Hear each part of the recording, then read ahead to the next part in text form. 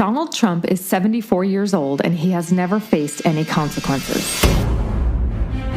When Donald Trump was called to serve in Vietnam, his powerful father used his money to buy his privileged son 5 separate deferments.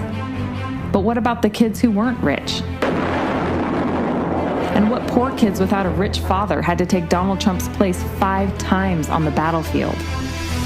When Donald Trump repeatedly lied to the American people about the coronavirus, I think that at some point that's going to sort of just disappear. Deliberately spreading lies that caused over 155,000 Americans to die agonizing deaths alone. Not one single doctor ever stood up in the White House briefing room and had the courage to say, "Do not listen to the president. He is lying to you." Instead, they praised him.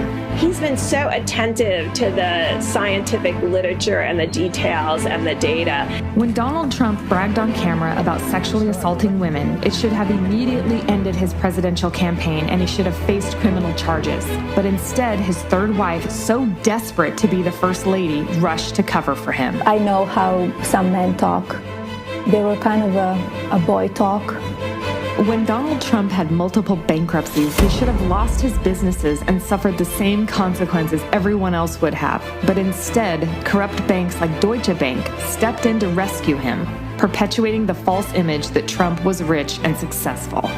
When Donald Trump cheated on his wife and had unprotected sex with porn stars, his daughter refused to even say it was wrong. I think it's a pretty inappropriate question to ask a daughter. When it was revealed that Vladimir Putin had put bounties on the heads of U.S. soldiers and that Donald Trump knew about it and did nothing to defend the United States, he should have been impeached and removed from office.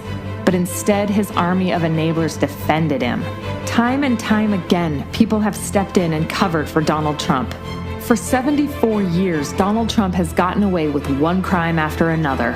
But on November 3rd, you can take away Donald Trump's power. And when he's not President Trump, he will have to face charges for the crimes he's committed. On November 3rd, you're the jury in the case of the people versus Donald Trump. It's up to you.